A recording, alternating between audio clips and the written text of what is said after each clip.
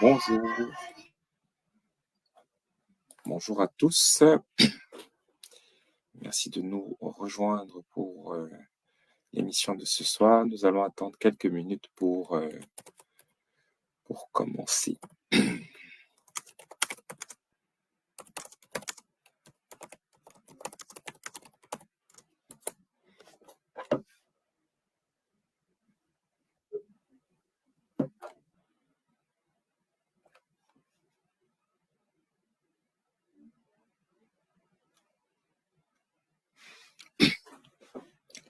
N'hésitez pas à partager le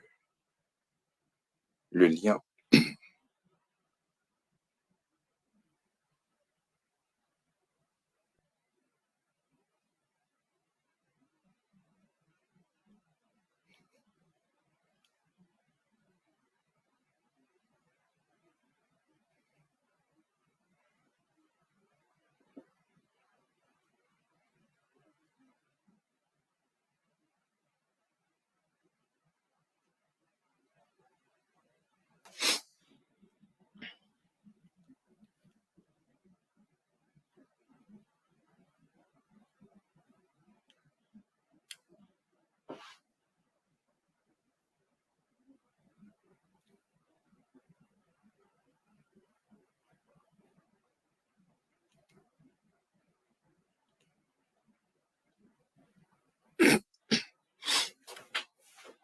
Voilà. Nous allons attendre encore 3-4 minutes que nous ayons les premiers connectés pour démarrer l'émission.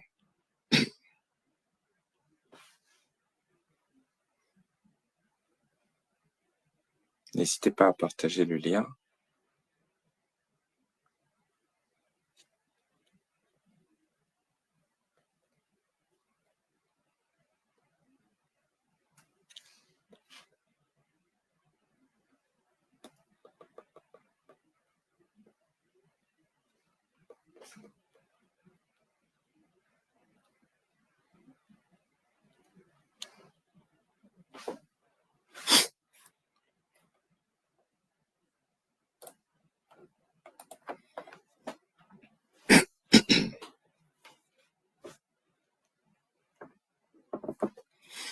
Donc ce soir, nous allons parler de la loi des finances avec un nouveau concept que Emma Rose va vous présenter quand on démarre. Aujourd'hui, nous aurons Arnold et Emma Rose sur le plateau. Et on vous l'a déjà dit, si vous souhaitez participer, n'hésitez pas à vous signaler et à nous rejoindre pour qu'ensemble nous fassions une belle émission.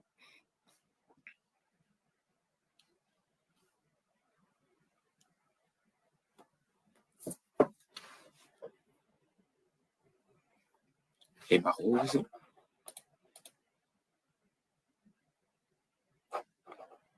Arnold, vous avez le micro coupé.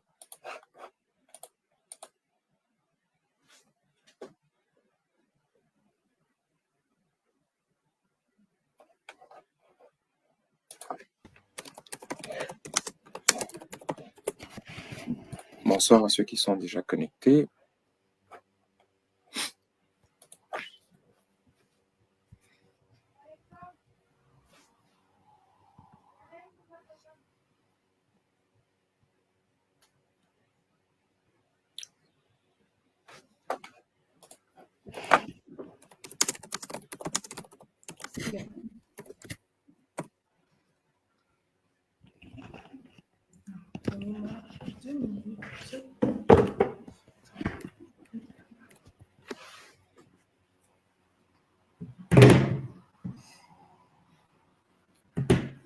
Est-ce que vous m'entendez bien? On t'entend bien. Bonsoir à tout le monde, chers téléspectateurs, chers Camerounais, chers compatriotes. On espère que vous allez très bien. Est-ce qu'on peut démarrer, Marcel? C'est quand tu veux. C'est bon pour moi. Ok. Alors, on est très content de vous présenter aujourd'hui un nouveau concept d'émission. Donc, ça s'appellera « Du vécu à la vision ». Donc, c'est un live, en tout cas, c'est un concept de live Facebook dans lequel on fera intervenir différents acteurs de la société civile. Alors, l'idée est d'avoir vraiment un ressenti terrain sur les sujets politiques actuels. Donc, on va redéfinir des concepts, des sujets d'actualité essentiellement politiques ou sociaux. On va prendre des témoignages, du moins des impacts de cette actualité sur la vie des Camerounais, la vie des citoyens. Et finalement, on fera une appréciation, en tout cas en parallèle avec le programme du MRC pour voir ce qui est proposé et comment le MRC apporte toujours sa petite pierre à l'édifice qu'est le Cameroun. Et donc, voilà, ce sera vraiment un moment d'échange entre le terrain, donc le vécu, ce qui se passe concrètement dans la société camerounaise, et la vision qui est donc le projet de société que le MRC porte pour le Cameroun tout entier. Donc, exceptionnellement, aujourd'hui, normalement, on est censé avoir des acteurs de la... On est censé avoir des acteurs de la société civile qui vont nous rejoindre et qui vont nous donner un peu, alors vous connaissez le thème, hein, c'est la loi de finances, qui vont nous dire concrètement comment est-ce que ça les impacte dans leur quotidien, mais voilà, nous nous rejoindrons sûrement. Et sinon, nous, on est des Camerounais, hein, Marcel, je ne sais pas pour toi, mais on a tous des exemples sur les implications de cette fameuse loi de finances 2025. Donc, voilà. On est très content de vous retrouver avec un nouveau concept et on espère que ce concept vous plaira. Hein, vous pourrez nous dire en commentaire. N'hésitez pas, vu qu'on a effectivement besoin des gens de la société civile, à nous faire la demande si vous souhaitez monter pour partager une expérience, une anecdote. On est très ouvert à cela et donc on vous enverra le lien pour vous joindre à nous. Et on sera ravis d'échanger avec vous. Donc, voilà. On est avec Arnold sur le plateau. Oui, bonsoir tout le monde. Bonsoir. Bonsoir Arnold. Ok. Alors, on va peut-être commencer, on va y aller directement, hein, Marcel. Tu vas peut-être nous parler du pourquoi de cette émission aujourd'hui, qu'est-ce qu'on va traiter, et surtout quels sont les préalables à connaître avant de se rentrer dans la loi de finances. Tout à fait. Donc, je vais partager mon écran. Partager ton écran. OK. Vous me dites quand vous voyez. C'est parfait. Et comme d'habitude, n'hésitez pas à poser vos questions directement dans le chat Facebook. Alors, quand on parle de loi de finances, il y en a beaucoup qui pensent que ce sont des sujets qui sont trop compliqués, trop abstraits et qui ne les concernent pas. Dans le commentaire de l'invitation pour cette réunion, nous avons dit que ne pas s'intéresser à la loi des finances, c'est comme être un serpent qui se dirige en suivant sa queue. Il finit par tomber dans un trou. Pour ne pas tomber dans un trou, nous devons tous connaître c'est quoi les principes de la constitution d'une loi des finances et quelles sont les caractéristiques spécifiques de celle de 2025.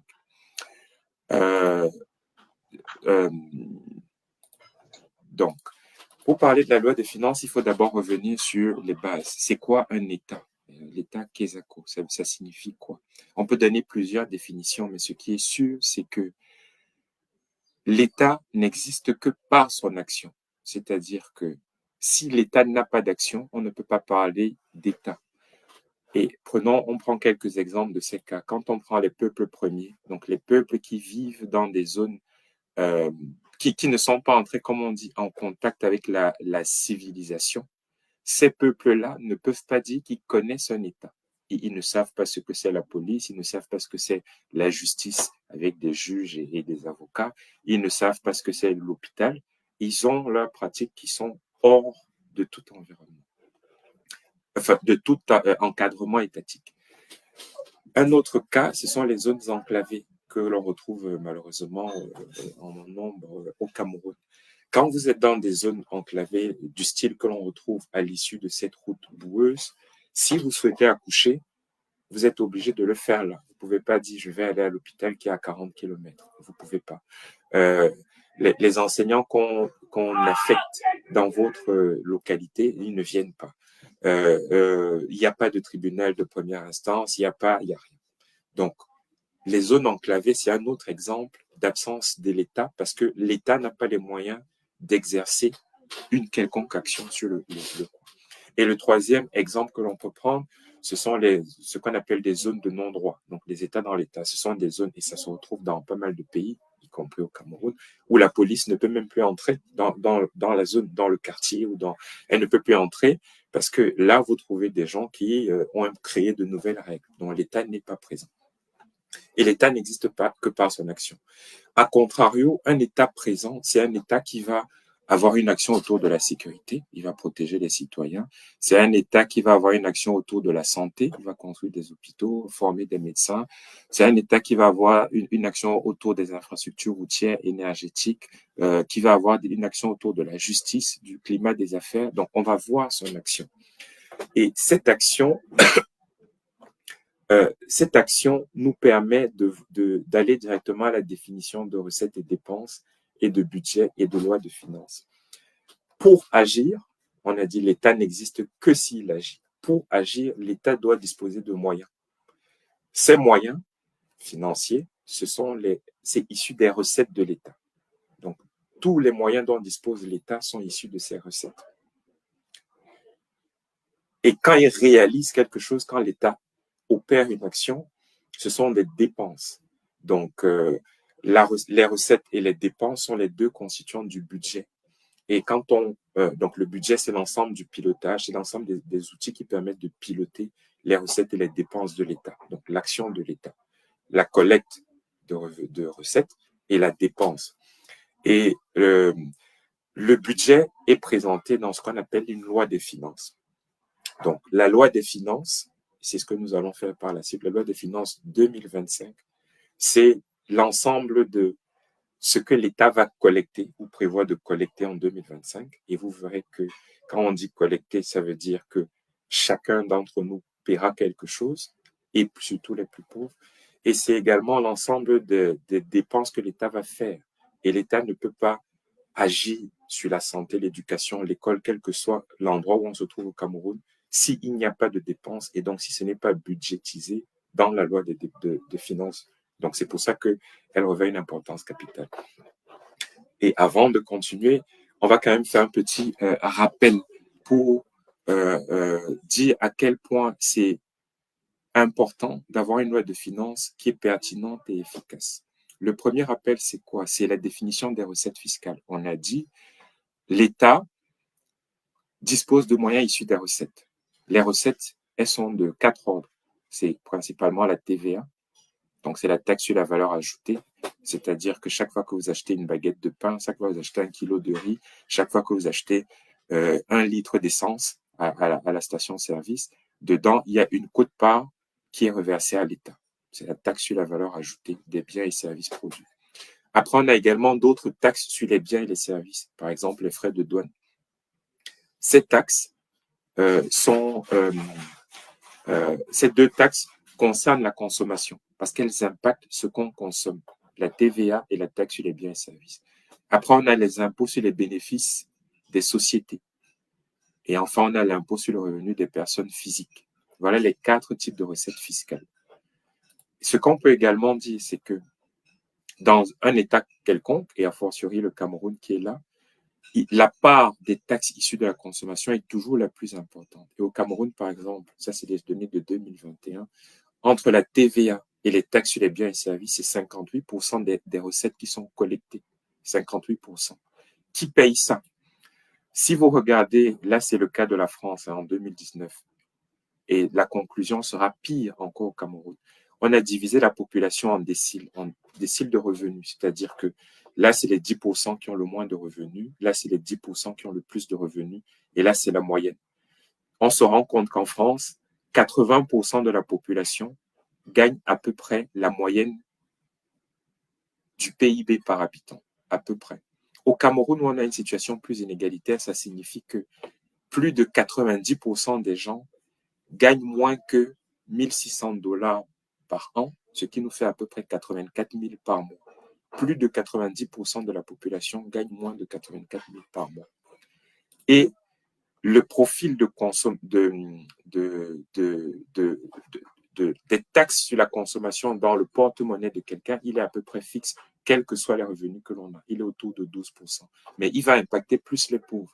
Si j'ai 1 000 francs et qu'on me prend 100 francs dedans, donc 10%, ça me fait beaucoup plus mal que si j'ai 10 000 et qu'on me prend 2 000, donc 20% dedans. Parce que dans un cas, il me reste 900 francs pour vivre et dans l'autre cas, il me reste 8 000 francs pour vivre. Or, les taxes sur la consommation sont donc payées par les plus pauvres. Ça, c'est la première conclusion. Il en va de même pour les impôts sur les bénéfices des sociétés, parce qu'une société fait des bénéfices quand elle vend des produits, et donc quand c'est consommé. Et donc, les impôts sur les bénéfices des sociétés sont payés par la consommation, et donc par les plus pauvres.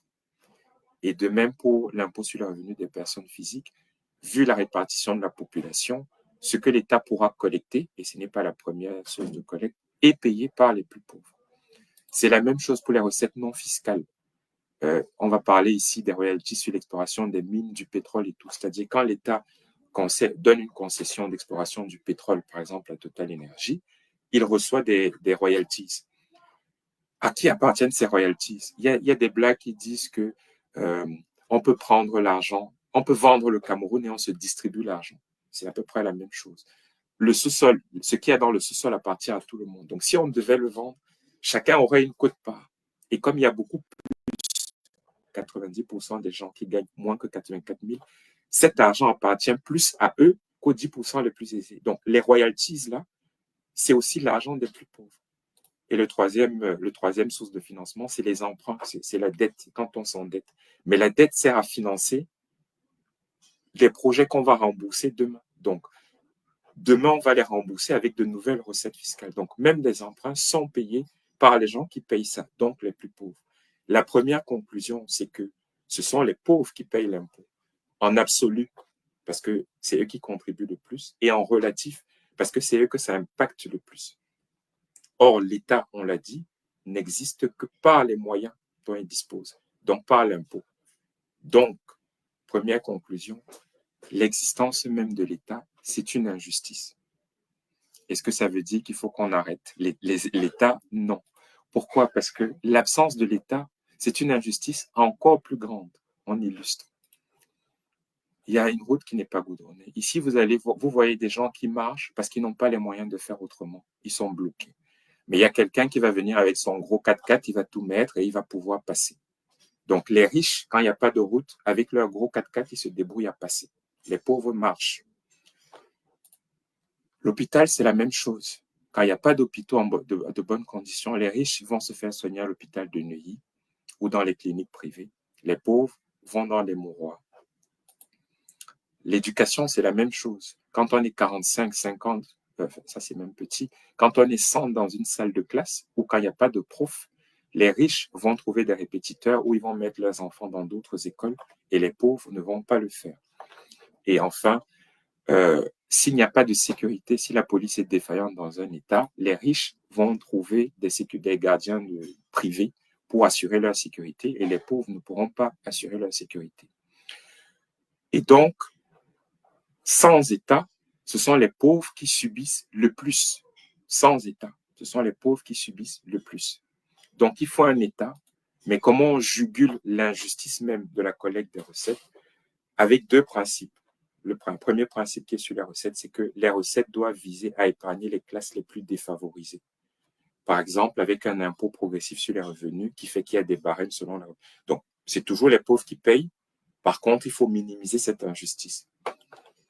Et le deuxième, c'est sur les dépenses. Les dépenses d'un État doivent viser à accompagner les plus défavorisés vers l'accès à un niveau de vie décent. C'est quand on aura construit des routes que peut-être les riches pourront passer avec leur 4x4, mais que les pauvres pourront se déplacer tranquillement.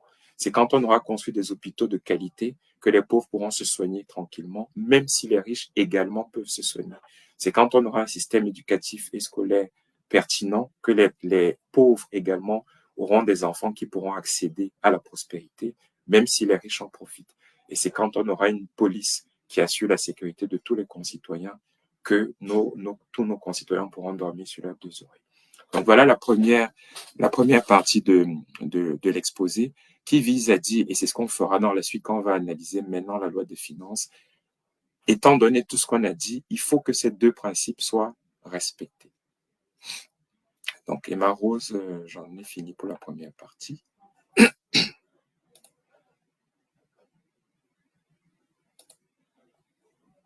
Donc, il y a Olivier qui demande si on peut intervenir en direct. Je lui donne. On a également. Ah d'accord, excusez-moi, mon micro était coupé. Donc j'ai fait le nécessaire pour Olivier, qui pourra potentiellement intervenir en direct avec nous. Donc merci déjà d'avoir posé les bases. On a Jean qui nous a rejoint effectivement parce qu'on vous disait, on veut vraiment que ce soit un échange entre le vécu et la vision, donc au-delà de tout ce qui va être très théorique et très un peu magistral. On veut aussi avoir la température du terrain. Donc déjà bonsoir Jean. Je ne sais pas si tu nous entends. Est-ce que tu... Oui, bonsoir. Bonsoir. Est-ce que vous m'entendez? Oui, très bien. Oui, d'accord. Très bien. D'accord. Bien, merci. Bonsoir, une fois de plus. Ok, Jean, est-ce que tu peux te présenter rapidement? Tu vis où? Tu fais quoi? Bien, je suis Jean Austin. Je suis professeur d'anglais au lycée bilingue de Djoum, dans le sud Cameroun, dans le département du Dja et Lobo. Donc, je vis à Djoum depuis 2015. Donc, oui. Depuis 2015, l'élection présidentielle 2018 m'a trouvé là-bas. Et je suis le délégué communal du MRC dans l'arrondissement de Djoum, et voire même Mintom, parce que je couvre les... Ok. Du coup, c'est beaucoup de chance à Djoum. Il doit y avoir certainement... vous avez la chance de pouvoir vous nourrir à vil prix. Hein? Le prix du plantain, le prix du bâton, comment ça évolue? Vil prix, c'est trop dire. Au contraire. Les choses à Djoum, bien que ce soit une petite ville, les prix ne sont pas très différents des prix que nous rencontrons dans les grandes villes. Hein. Au contraire. Ouais, que, les produits agricoles? Bien sûr, bien sûr. Je vais vous donner quelques exemples. De nos jours, le prix, quand j'arrivais en 2015, 2016, 2017, 2018, le bâton coûtait encore à 50 francs, le bâton de manioc. Mais de nos jours, un bâton de manioc, ça dépend de la grosseur, c'est entre 100 francs et 125. Et maintenant, oui, on parle parfois de 3 bâtons ou à 4 bâtons à 500 francs. Vous pouvez imaginer. C'est le double. Donc, oui, le double, c'est le double. Ouais. Oui. Le plantain, les bananes plantain, on vend 5 doigts ou 4 doigts, ça dépend, à 500 francs. Donc, vous pouvez déjà imaginer que moi, j'ai fait Marois, j'ai fait l'école normale à Marois. Et ce n'est pas très différent. Parce que là, quand on importait les plantains du Grand Sud pour l'extrême nord, on achetait les plantains là-bas à ces prix. Donc, Djoum également, de nos jours, nous, on achète les bananes, les plantains, 4 doigts ou 5 doigts à 500 francs. Ok. Alors, donc en gros, dans un bassin agricole comme Djoum, qui est censé être un bassin agricole, les gens ne vivent même pas, ne peuvent pas vivre de l'agriculture. Tout à fait. Et j'imagine que à l'école, les élèves, comment ils sont équipés? Ils disposent de tous les livres, ils ont tout ce qu'il faut. Très bien. Je pense que je vais parler avec beaucoup d'autorité sur ce qui concerne l'école, parce que ça, c'est vraiment mon domaine. Je vis avec eux au quotidien. Comme je vous ai dit, ça fait 10 ans que j'enseigne au lycée bilingue de Djoum et j'enseigne l'anglais. Vous savez, en réalité, ce qu'on demande aux élèves à la rentrée, c'est avoir quelques livres basiques. C'est-à-dire l'anglais de la 6e en terminale, c'est imposé. Le livre d'anglais, le livre de français et le livre de mathématiques. Mais je vais vous dire, j'enseigne par exemple la classe des terminales A4, c'est-à-dire terminale A4 espagnol et terminale A4 allemande jumelée.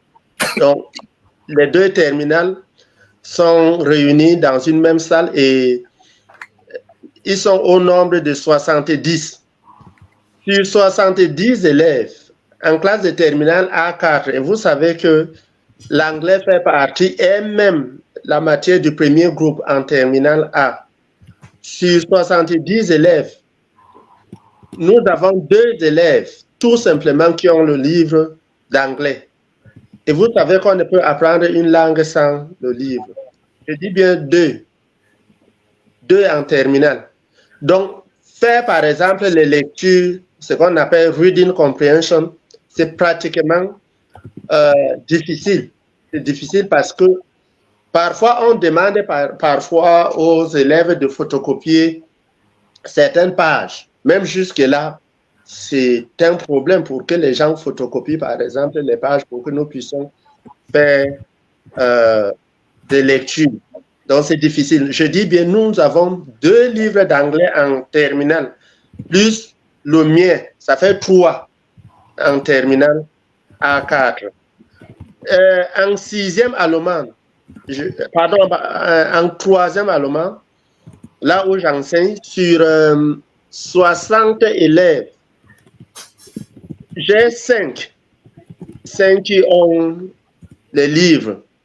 Donc, vous voyez que c'est vraiment difficile. Et là, pour avoir les 5, c'est parce que j'ai eu à faire pression sur les enfants en tant qu'animateur pédagogique. J'ai eu à dire que, bon, vraiment, on ne peut pas continuer avec ces rythmes. Il faut que nous puissions faire pression sur les élèves pour qu'ils puissent acheter les livres. Et j'ai commencé à menacer. Du coup, la cause principale, c'est que les gens n'ont pas conscience ou c'est que les gens n'ont pas les moyens? Bon, je dirais les deux. Je dirais les deux parce que je dirais que les gens n'ont pas, certains n'ont vraiment pas de moyens, d'autres ne sont pas conscients, tout simplement. Mais en grande partie, c'est le manque de moyens. Ok. Et concernant la santé, depuis 2015 que tu y es, qu'est-ce qu'on peut dire? On se soigne bien à Djoum? Il y a des infrastructures, surtout où on peut facilement se faire soigner, parce qu'on est facilement pris en charge à Djoum. Bon, je veux dire qu'à Djoum, nous avons 4 centres de santé. Nous avons l'EPC.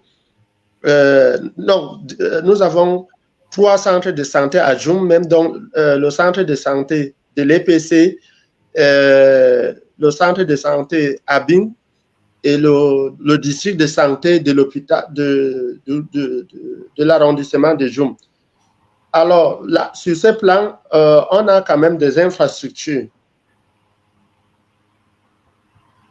Bon, maintenant, le problème se situe au niveau de la pratique. Comment, par exemple, les patients sont accueillis dans ce centre de santé? C'est là où il y a un problème. Et je me permets de poser la même question que Marcel tout à l'heure. Est-ce que c'est dû à un manque de compétences ou finalement un manque de moyens pour pouvoir donc bien exercer, utiliser le bon matériel, utiliser différents matériels par patient? Bon, je dirais que je prends le cas du centre de santé de l'hôpital EPC et l'hôpital catholique qu'on appelle généralement ABIN. Là, oui, bon, ce sont les hôpitaux confessionnels. Donc là, il n'y a pas de problème. Les problèmes, c'est les moyens, en fait. Ils n'ont pas le plateau technique ou bien les laboratoires n'est pas vraiment équipé. Je dis ça parce que j'ai été hospitalisé plus d'une fois à l'hôpital, au centre de santé de l'hôpital EPC. Donc, le laboratoire n'est pas vraiment équipé. Par contre, le district de santé, ils ont quand même un peu, comment je vais dire, les moyens, ils sont légèrement équipés. Sont équipés, mais bon, c'est le problème comme je parlais tout à l'heure avec une infirmière, le problème qu'on appelle généralement ici chez nous le gombo qui tue l'hôpital du district, c'est-à-dire l'hôpital public. D'accord, oui, qui est quand même aussi la preuve qu'il y a un manque peut-être au niveau de la rémunération. Je pense que tout ce que vous nous avez exposé là, ça permet quand même de se rendre compte qu'il y a un manque de moyens dans toutes ces infrastructures là qui sont censées. J'ai quand même une question encore sur l'hôpital. On a dit que la CSU, la couverture santé universelle, pour la région du Sud, rendait les accouchements gratuits contre 6500. Est-ce que c'est arrivé à Djoum, qui est dans la région du Sud? Oui, j'ai posé cette question. Je me suis rapproché d'une infirmière diplômée d'État qui travaille au centre de santé. Elle m'a dit que théoriquement, c'est là, c'est-à-dire depuis 2023.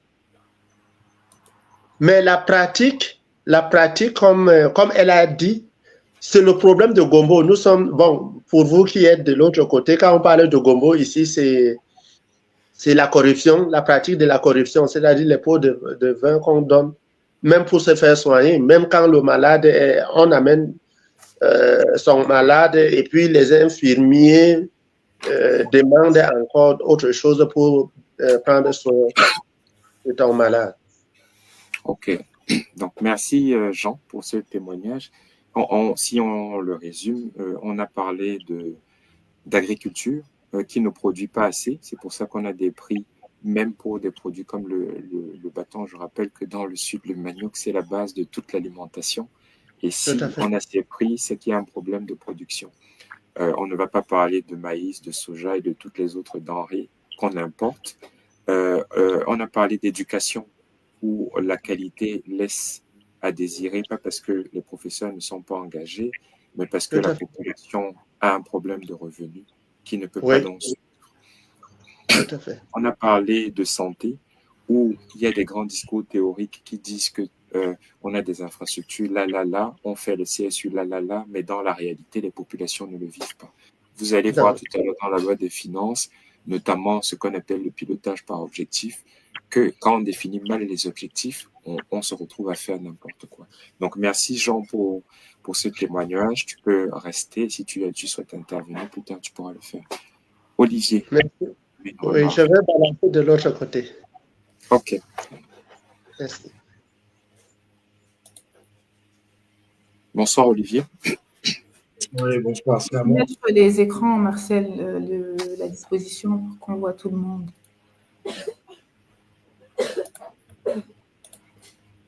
Ah, parfait. Bonsoir à vous. J'espère que vous m'entendez bien. Oui. Bonsoir à tous. Bonsoir à tout le monde. Hein.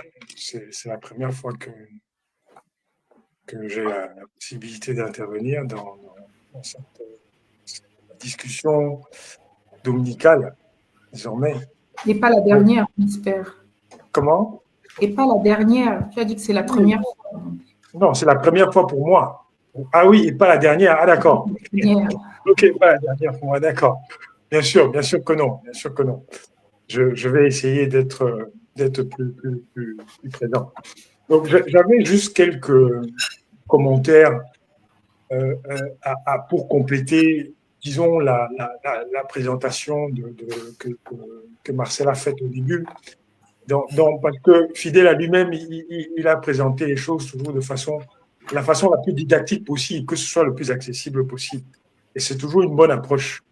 Et je dirais que un premier commentaire sur le fait que, effectivement, quand on compare la proportion de contribuables camerounais qui sont en dessous du SMIC local, c'est-à-dire 1 600 $ par an, c'est-à-dire en chiffres, si on divise par 12, ça fait quoi? 1 600 divisé par 12, ça fait, ils ont moins de 150 $ par mois, hein, comparé à la France où on a à peu près la moitié des gens qui sont à peu près à ce SMIC-là. Donc, il faut préciser quand même que la solution pour résorber cet écart n'est pas directement fiscale, parce que c'est vrai que la fiscalité progressive peut permettre de résorber les inégalités. D'ailleurs, c'est ce qui se fait en France, dans les pays développés. Mais dans notre cas, je ne pense même pas qu'on puisse parler à ce stade de fiscalité progressive, puisque déjà l'assiette fiscale en elle-même pose un problème parce qu'elle n'est pas assez large. Et elle n'est pas assez large pour une raison qui est simple, c'est que, en fait, le Cameroun, comme malheureusement beaucoup d'autres pays développés, ont accepté avec fatalité l'idée que 90% des Camerounais en âge de travailler, en fait, travaillent dans l'informel. Et donc, tous ceux qui travaillent dans l'informel ne contribuent pas. Et donc, ça réduit fatalement l'assiette et ça empêche tout mécanisme de redistribution progressive. Donc, la solution pour commencer à résorber cet écart que Marcel a si bien dénoncé, c'est non seulement le développement du pays, c'est-à-dire la croissance et de l'emploi pour les jeunes et des bons emplois, et évidemment une rémunération qui va être beaucoup plus décente que ce qu'elle n'est aujourd'hui. Et c'est comme ça qu'on peut, à un certain niveau, atteindre un certain nombre de Camerounais qui peuvent être beaucoup plus proches du SMIC et que d'ailleurs ce SMIC-là lui-même, enfin pas le SMIC, mais le revenu moyen, ce revenu moyen-là lui-même doit augmenter parce qu'aujourd'hui, en l'état actuel, il est totalement dérisoire compte tenu du fait que… Olivier, alors on reviendra après la présentation de la loi des finances. Oui, je suis un peu dans les détails. On reviendra dessus. Pour avancer, tu peux rester connecté si tu le souhaites. On va prendre également le docteur Pani Okono qui est également là. Et juste un bref témoignage sur les aspects santé pour qu'on puisse faire le lien et commencer la présentation. Bon, j'avais pas fini, mais bon, c'est pas grave. J'avais pas fini. Donne-moi une minute, je te fais juste. Okay. Alors, quelque chose qui est quand même, allez, je dirais, je voulais réagir et puis je m'en arrête là sur le commentaire qu'a fait la personne qui est intervenue avant sur les prix. Les prix, en fait, quand il dit que que même à Djoum, la nourriture coûte cher, eh bien, fatalement, puisque même dans les régions rurales aujourd'hui, les populations ne sont pas des price makers, c'est-à-dire des gens qui, par leur production, sont à même d'influencer les prix.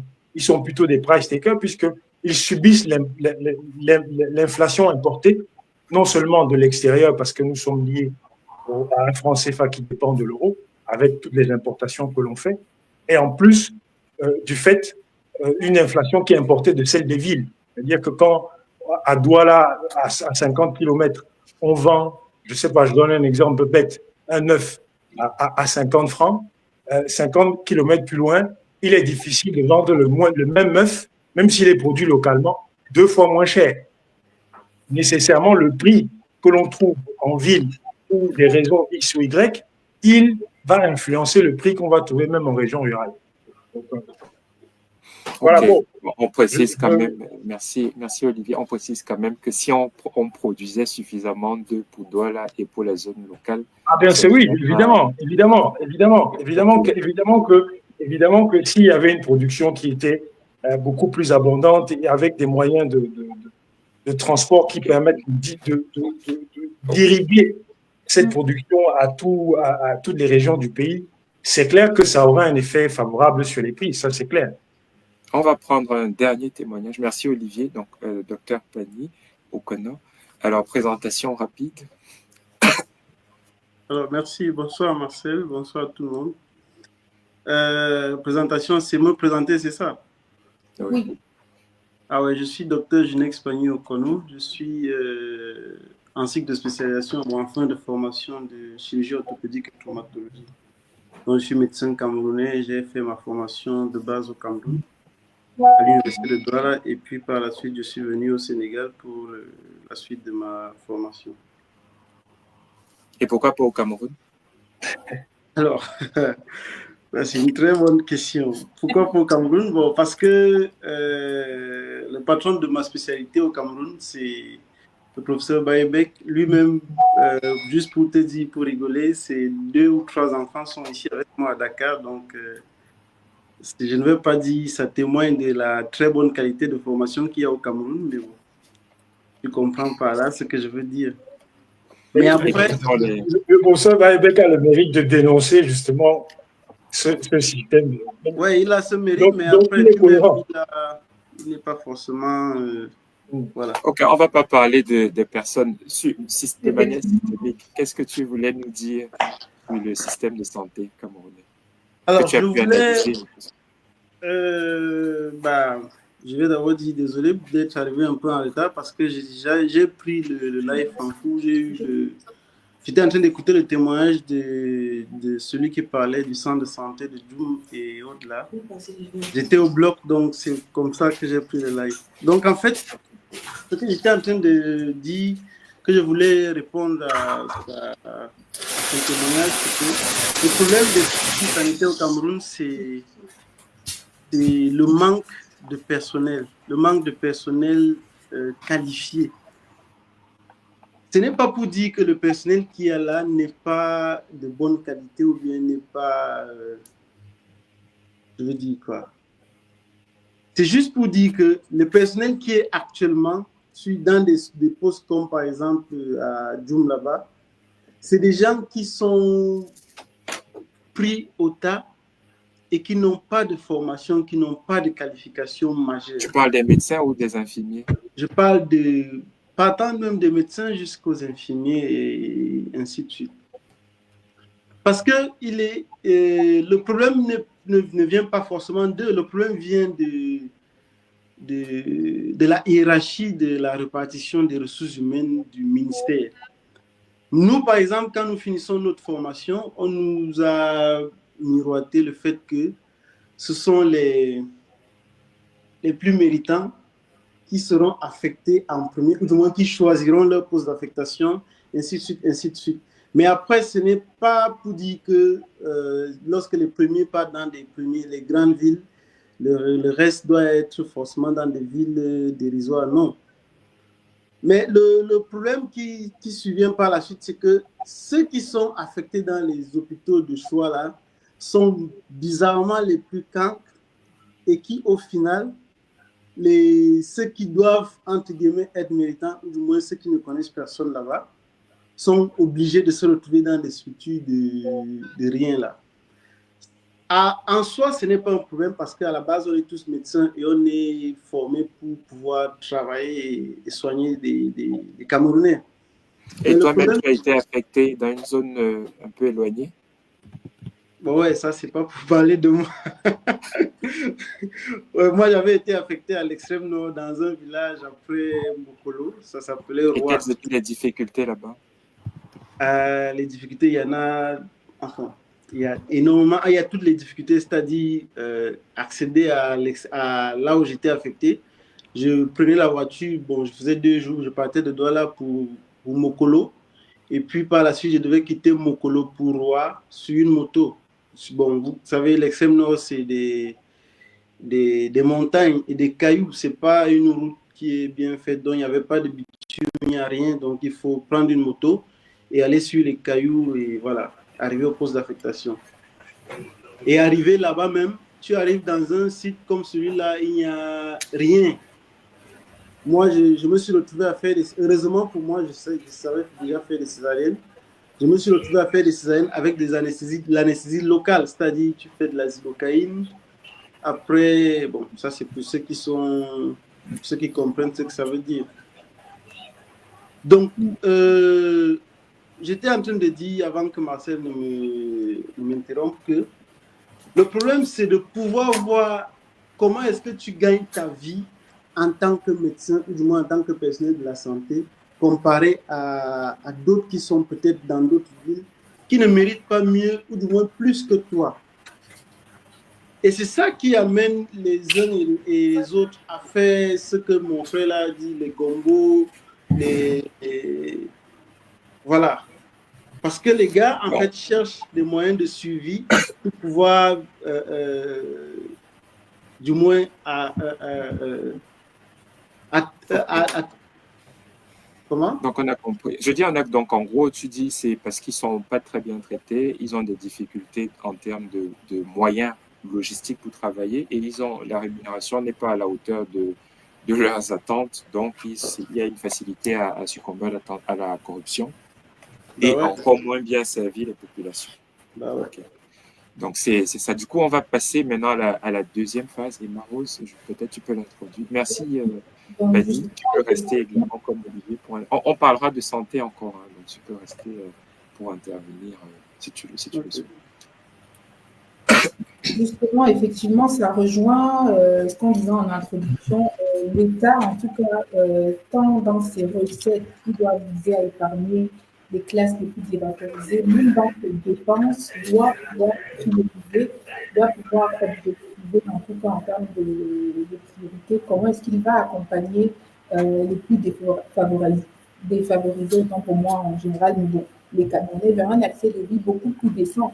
Si on n'a pas si on a des médecins qui ne sont pas dans les conditions optimales pour exercer, finalement, ça se retranscrit sur le niveau de vie des habitants. Et pareil, quand M. Jean en parlait sur les étudiants, enfin, sur les étudiants, par accès, on a toute une salle de classe et il n'y a que 2 manuels scolaires, ça aura toujours un impact sur l'éducation, sur la qualité de la formation, et ensuite sur la compétence. Donc, c'est finalement un cercle vicieux au centre de l'État. En tout cas, et l'État a bien décidé.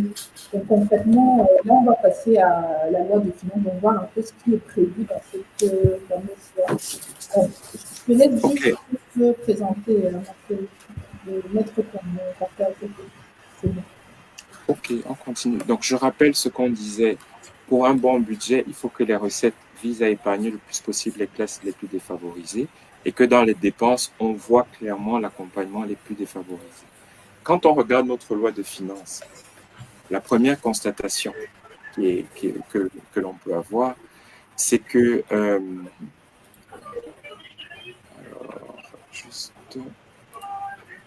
la première constatation, c'est que alors que le PIB a cru de 4% en 2024 et en 2023, les recettes fiscales ont cru de 17%, donc 8% contre 17%. On va voir ça en détail, hein, mais vous pouvez déjà voir que les recettes fiscales ont plus cru que la croissance. Ça veut dire quoi? Ça veut dire qu'on va augmenter la pression fiscale sur l'assiette des contribuables. Comme Olivier disait tout à l'heure, si l'assiette fiscale augmente parce qu'il y a plus de croissance, on peut augmenter les recettes sans impact sur les individus. Mais quand les recettes n'augmentent, le PIB, la croissance n'augmente pas, mais que les recettes augmentent, c'est qu'on demande aux mêmes de payer. Si je veux 1000 francs de mes poulets, si j'ai un poulet, ça veut dire que vous allez payer 1000 francs. Si j'ai 10 poulets, ça veut dire que chacun va payer 100 francs. Mais si je n'ai qu'un poulet et que je veux toujours 1000 francs, c'est que celui qui achète le poulet, là, va payer 1000 francs. Donc, si on rentre maintenant dans le détail de la loi des finances, donc sur les aspects recettes, n'hésitez pas, hein, si vous avez des questions, vous les posez directement dans le chat. Donc, on a la comparaison entre 2025, 2024 et 2023. Le premier poste de recettes, ce sont les recettes fiscales, avec en premier les taxes sur les biens et services, c'est ce qu'on disait tout à l'heure, la TVA et puis les douanes et tout. C'est le premier poste de loi. Après, c'est l'impôt sur les bénéfices et les revenus, c'est le deuxième poste. Et après, c'est le reste. Sur les emprunts et financements, on voit qu'il y a pas mal d'emprunts qu'on fait. En 2025, on baisse les emprunts qu'on fait et c'est pour ça qu'on augmente beaucoup les recettes. On peut se poser la question de pourquoi est-ce qu'on baisse les emprunts. Est-ce que c'est parce que la note du Cameroun et donc la qualité de la gouvernance du Cameroun est dégradée? Donc, qui dit note dégradée dit capacité à emprunter moins, donc on emprunte moins. Mais par contre, on augmente la pression fiscale à travers le premier poste de dépense. Dans les autres recettes, vous avez des choses un peu plus petites. Il y a des dons des institutions internationales. Et il y a un sujet qui est spécifique, c'est les comptes d'affectation spéciale. Donc au Cameroun, dans la loi des finances, il y a pour 67 milliards de francs CFA en 2025, il y a un fléchage spécifique. Il y a un fléchage pour la reconstruction des zones économiques sinistrées de l'extrême nord, du nord-ouest et du sud-ouest. Donc on imagine que c'est les zones qui sont en guerre. Entre 2025 et 2024, il augmente un peu. Et ce qu'on peut voir, c'est que il y a une large majorité qui est financée par l'extérieur et par des reports. Report, ça veut dire que c'était prévu cette année, ça n'a pas été fait et c'est décalé à l'année prochaine. Donc, on a prélevé 11 milliards l'année dernière pour faire des choses, on n'a pas utilisé. Et cette année, on va encore prendre 15 milliards pour faire des choses et chaque année, vous voyez qu'il y a des reports. Donc, ça aussi, c'est la qualité de la gouvernance que l'on voit, c'est-à-dire elle n'est pas là, donc on a ces effets aussi. Donc le premier fonds spécial là dont on parlait, c'est la reconstruction des zones. C'est une bonne chose, mais maintenant quelle est la qualité de la gouvernance? Et on voit les contributeurs. Il y a c'est des montants qui sont beaucoup plus petits, hein, mais il y a quelques interrogations. Par exemple ici, il y a un fonds spécial électronique où on demande aux gens de contribuer. Et il y a par exemple quelque chose autour de la redevance sur les utilisations des adresses et des numéros de téléphone qui est fixe chaque année, alors que le nombre d'abonnés augmente. Donc on peut également se dire, comme la Chambre des comptes l'a dit, est-ce qu'on est vraiment dans un budget sincère? Je rappelle que la Chambre des comptes a dit en 2000, après analyse de 2023, qu'il y a des recettes qui sont anormalement faites par rapport à ce qui était prévu. Par exemple, la taxe sur le conditionnement de bois n'a ramené que 8 000 francs en 2023. Et il y a des écarts autres entre, si on prend par exemple l'impôt sur le patrimoine, ils en attendaient 26 milliards, ils n'en ont eu que 11,5. Donc voilà. Tout ça, c'est également la qualité de la gouvernance avec un focus sur les aspects recettes. Est-ce qu'il y a des questions sur les recettes? Non. On rappelle, les recettes fiscales, c'est le premier poste, les emprunts, c'est le second poste. Si on revient à notre présentation, donc, la conclusion de ce qu'on a dit concernant les recettes, c'est que comme les recettes augmentent plus vite que la croissance, ça veut dire que fatalement, il y aura un matraquage fiscal. Tout à l'heure, Olivier disait qu'il faut augmenter l'assiette des imposables. Et ce qu'ils ont fait, vous savez que le 2 décembre, il y a un nouvel impôt en 2024 qui est entré en vigueur, c'est l'impôt sur le revenu des personnes physiques non professionnelles, l'impôt non professionnel. Les revenus non professionnels, ça veut dire qu'avant, quand vous étiez salarié, il y avait un barème qui vous prélevait l'impôt. Maintenant, même si vous n'êtes pas salarié, on essaye de capter toutes les ressources que vous pouvez avoir. On a vu des vidéos de gens qui se plaignaient de ce matraquage fiscal et de cette pression fiscale sur eux. Donc, c'est logique, ça découle de là. Et donc, on peut affirmer que l'exigence sur la recette dont nous avons parlé n'est pas remplie.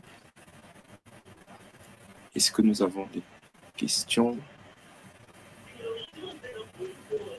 Nous parlerons également du pétrole tout à l'heure. Maintenant, on va passer aux dépenses et c'est l'aspect le plus important.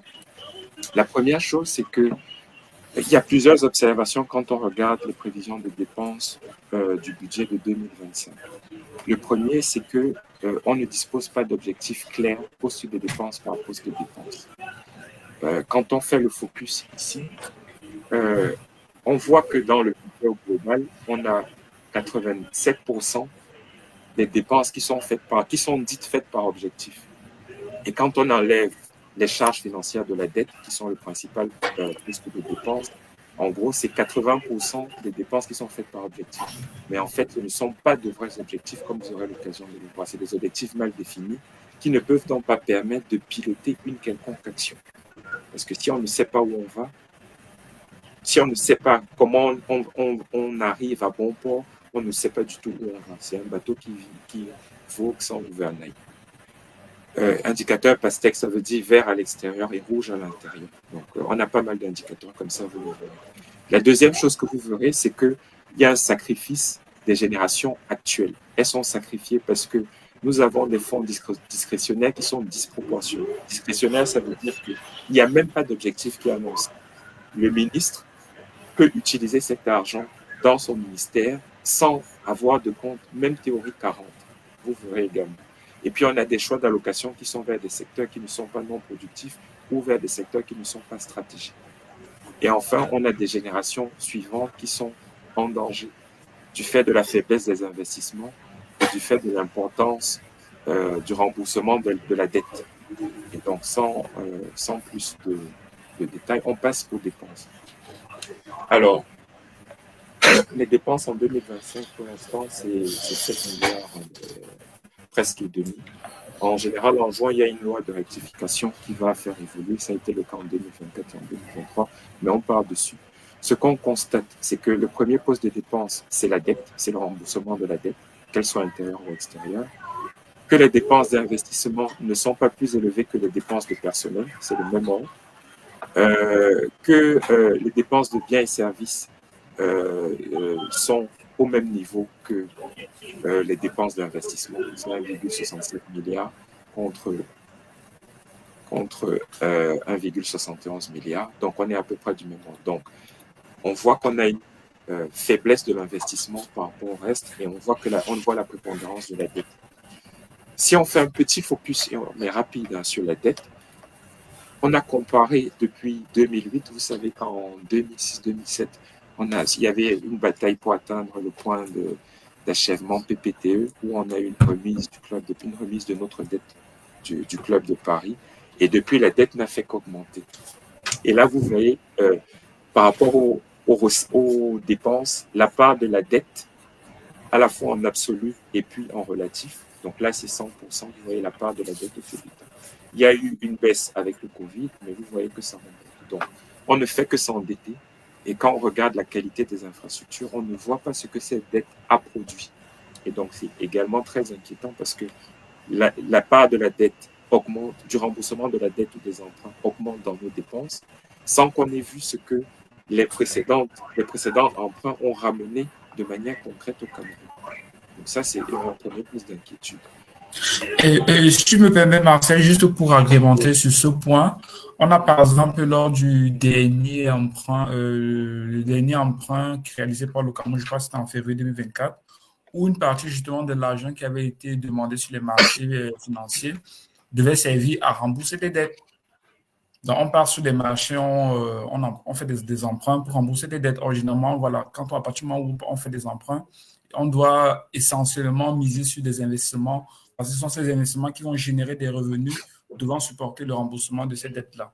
Donc, c'est ce que je voulais apporter comme précision. Merci. Il y a une question de champignons vénéneux. C'est pas 7 milliards, c'est 7 000 milliards. C'est en kilos. Tous les chiffres qu'on voit là sont en kilos CFA, donc en milliers de francs CFA. Donc, c'est 7 000 milliards. Le PIB, en 2023, il était de 46 000 milliards. Donc, c'est à peu près 1 sur 7. À peu près 1 sur 7. Donc, 14% à peu près. 13-14%. Le poids de la dette. Le poids des dépenses ou des recettes par rapport au PIB. Et c'est également un point intéressant, on reviendra en conclusion sur cet aspect. Ce qu'on peut voir également plus bas, c'est que, donc on vous disait, en termes de fonctionnement et en termes d'investissement, d'après le gouvernement lui-même, on est à 25% seulement d'investissement sur le total. Et là, c'est juste la comparaison par rapport à l'année dernière, hein, on voit qu'on est sur le même train entre 2025 et 2024. Et puis, donc, on va maintenant rentrer dans les détails. On a fait plusieurs catégories spécifiques de dépenses. Donc, on récapitule. Il y a un budget, 7 000 milliards en dépenses et en recettes à peu près. Et on dit, dans les 7 000 milliards, il y a tel argent qui va aller à tel endroit. Donc, concrètement, si on prend les postes de défense qui sont inférieurs à 10 milliards, ils sont ici. Il y a le ministère du Tourisme, le Contrôle supérieur de l'État, le ministère du Travail et tout. Et vous voyez, pour chacun de ces postes, la répartition entre les fonds discrétionnaires et les fonds par objectif. Pourquoi on parle de fonds discrétionnaires? Par exemple, c'est discrétionnaire parce que ici, vous voyez les objectifs. On dit, ici, on est sur le ministère du Tourisme et des Loisirs. Taux de réalisation. L'objectif, c'est améliorer la coordination des services et assurer la bonne mise en œuvre du programme. Et le taux de réalisation, et l'indicateur, c'est le taux de réalisation des activités programmées et budgétisées. La question que les députés devraient se poser, c'est programmer et budgétiser où? Où est-ce qu'on peut voir ça? Il n'y a pas de réponse. Donc ça, ce sont des ce sont des frais de fonctionnement. C'est ce qu'on a appelé des fonds discrétionnaires parce que on ne peut pas rendre compte quand l'objectif est libellé de cette manière, avec cet indicateur. A contrario, si vous regardez par objectif, on va vous dire valeur ajoutée créée par le secteur du tourisme ou nombre de visiteurs internationaux. Ce sont des objectifs, chacun peut se faire un avis de la qualité de ces objectifs, mais au moins ce sont des objectifs. On pourra dire, OK, si on visait 1 million de visiteurs, on a eu combien? Est-ce qu'on a atteint par l'objectif?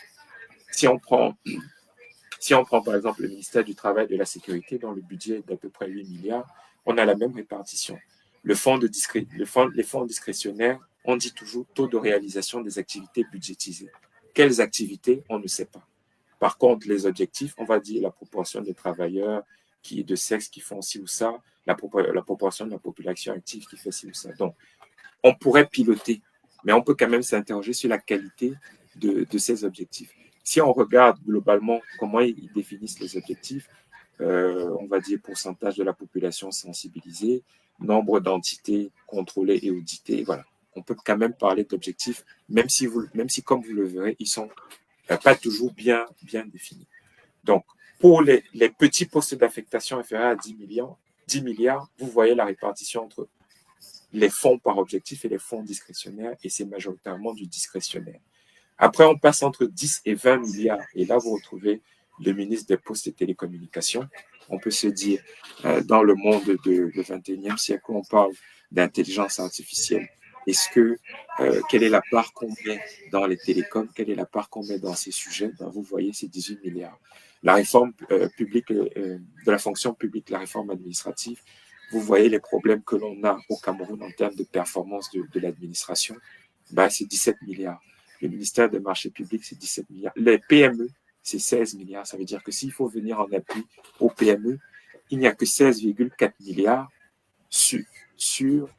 et dans les 16,4 milliards, vous avez déjà 6 milliards qui sont des fonds discrétionnaires. Donc, il n'y a que 10 milliards pour venir en aide aux PME au Cameroun. Donc, si vous êtes entrepreneur, si vous avez une PME, si vous avez une start-up, vous savez déjà que l'État ne va pas vous apporter de soutien. Vous le savez déjà. C'est 10 milliards sur 7 000 milliards. Et les CAM, il y a pas mal de remarques qu'on a pu faire en 2024 à Elecam. Ils ont un budget de 13 milliards qui était déjà la même chose l'année dernière. Donc 13 milliards, ça permet quand même de faire un certain nombre de choses qui aujourd'hui ne sont pas faites. Voilà. Service rattaché à la présidence, ça devient intéressant. C'est 12 milliards et ce ne sont que des fonds discrétionnaires. C'est-à-dire qu'il n'y a pas d'objectif. Il n'y a pas de... On ne peut pas contrôler ça. On ne sait pas très bien. Ils ont 12 milliards, ils en font ce qu'ils veulent. Un député ne peut pas opposer une réalisation à un objectif parce que c'est ce que le président de la République approuve. Donc, il approuve ce qu'il veut. Et vous verrez, et c'est 12 milliards. Et vous verrez le budget de la présidence qui est passé à 60 milliards. Donc, ça fait 72 milliards pour la présidence et les services rattachés à la présidence. Et on vous montrera ce que ça représente 1 milliard. Entre 20 milliards et 80 milliards, donc on retrouve la présidence de la République. qui ne sont que des fonds discrétionnaires, hein. Taux global de réalisation des activités budgétisées, taux de réalisation des actions approuvées par le président, niveau global d'atteinte des objectifs assignés. Ils font certainement un travail, mais ce travail n'est pas opposable avec des objectifs. On ne peut pas les challenger. Et c'est donc 72 milliards dévolus à la présidence de la République. On a vu la part des PME, ce n'était que 10 milliards. On a le ministère des Transports. Ce n'est pas le ministère des Travaux publics, donc ce n'est pas les routes, mais c'est les transports. Et dans tous les transports qu'on a, il y a des gens qui se plaignent de ne pas avoir de société de transport public comme il y a pu y avoir à l'époque avec la SOTUC. Ben, la réponse est là. Ministère des Transports, bon, il n'y a pas beaucoup de fonds discrétionnaires, il y a beaucoup d'objectifs. Par contre, ce ne sont pas des objectifs qui permettent d'améliorer la couverture des populations avec des transports publics. Et vous avez certainement vu en 2012, on avait dit qu'il y aura un tram au Cameroun. S'il devait y avoir ce tram, ben, ça aura été avec ce budget. Donc, on peut être sûr qu'on n'aura pas de tram de sitôt si on continue avec ce gouvernement. Les services du Premier ministre, c'est 24 milliards. Et c'est principalement également des fonds discrétionnaires. Le ministère des Forêts et de la Faune, c'est 22 milliards en termes de recettes. On continue de progresser et on passe aux dépenses entre 80 et 200 milliards. Donc là, on est déjà sur du conséquent. On est sur beaucoup plus conséquent. On retrouve le ministère de l'Habitat et du Développement urbain, qui a pour objectif d'améliorer les conditions de mobilité dans les villes, améliorer l'accès à l'habitat décent et doter le sous-secteur urbain et les collectivités territoriales décentralisées d'outils de gestion urbaine. C'est 157 milliards. Je laisse le soin à chacun d'évaluer la performance de ce ministère. Le ministère de l'économie et de la planification, c'est également 152 milliards, qui a un certain nombre d'objectifs. Le ministère de l'enseignement supérieur, c'est 137 milliards. On parlait tout à l'heure d'intelligence artificielle. On parlait de place du Cameroun dans l'économie du 21e siècle. Ça passe par un enseignement supérieur de qualité.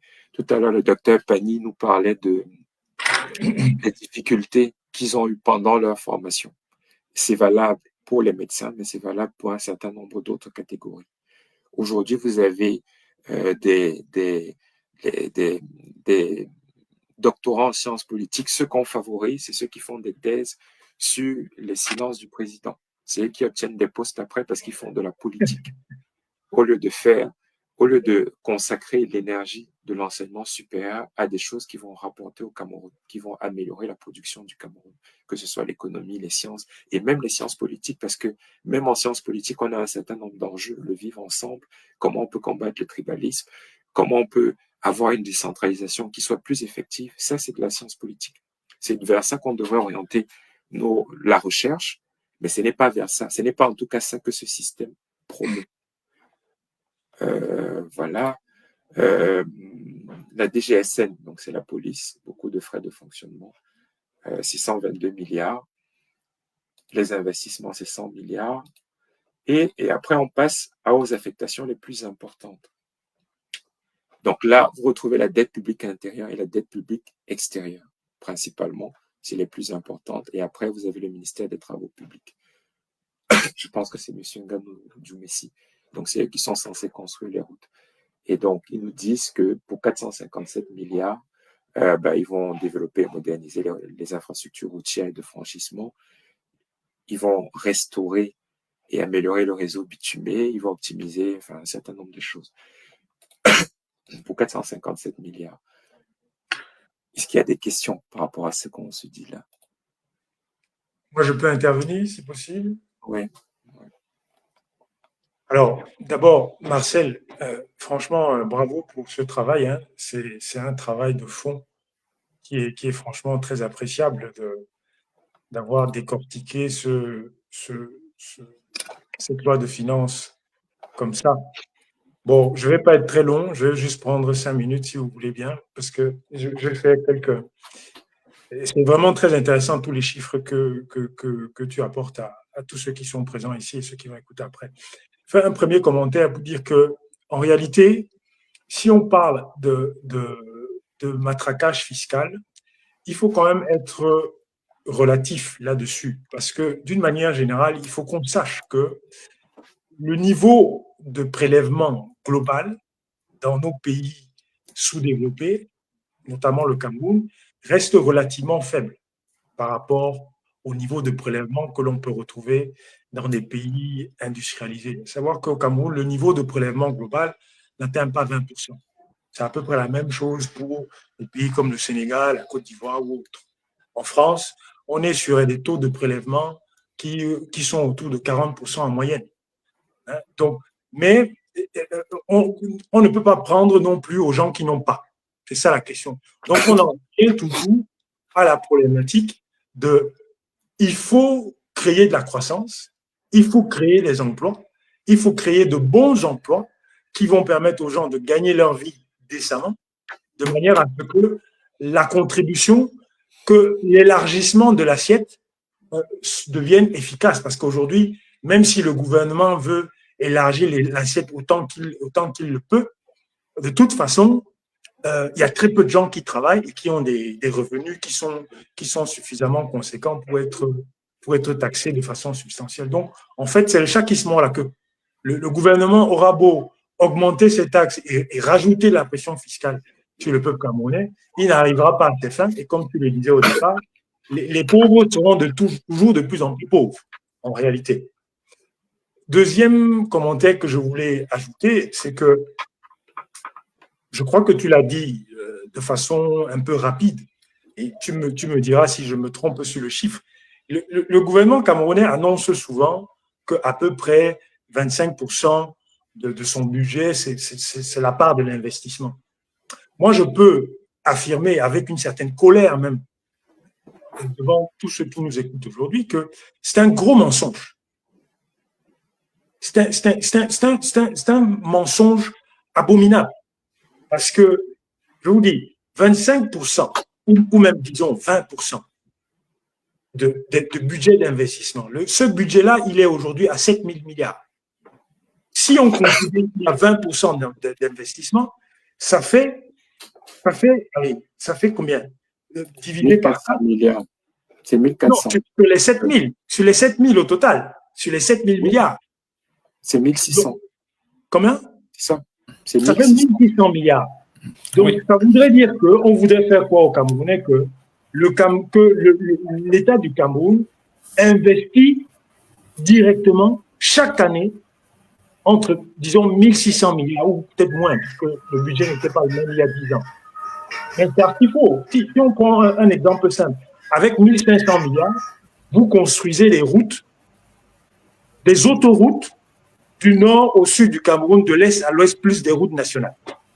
C'est-à-dire, ça équivaut au moins à 2000 km de routes bitumées. Aujourd'hui, on en est à un pays qui, après 60 ans d'indépendance, n'a toujours pas d'autoroute de 300 km entre les deux capitales. Alors, les 25% d'investissement là, c'est archi faux. D'ailleurs, la nature profonde du régime est celle d'un régime qui s'auto-entretient. Donc, il n'investit pas. Ça, c'est à peu près clair. Je ne veux pas trop développer parce que je vais être un peu long. Je termine sur mon troisième exemple pour étayer ce que je viens de dire juste avant, en considérant que, en fait, la nature autocratique du régime le confine dans un modèle de gouvernement. On a une musique au fond là.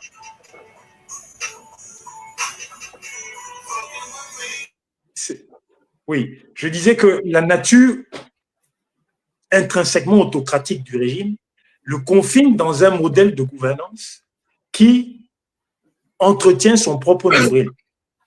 Je vais vous donner un exemple que j'ai pris d'après les chiffres que Marcel a donnés. Marcel nous a dit tout à l'heure que le budget de la présidence de la République, c'est 72 milliards de francs CFA. 72 milliards de francs CFA, ça fait 108 millions d'euros.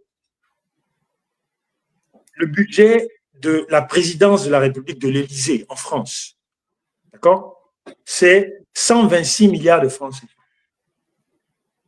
Donc, il y a un rapport, ils sont quasiment égaux, hein, et disons, c'est 80%. Mais comparer le PIB français au PIB camerounais, il y a un rapport de plus de 100, si je ne m'abuse. Je n'ai pas fait le calcul, mais il y a un rapport de plus de 100.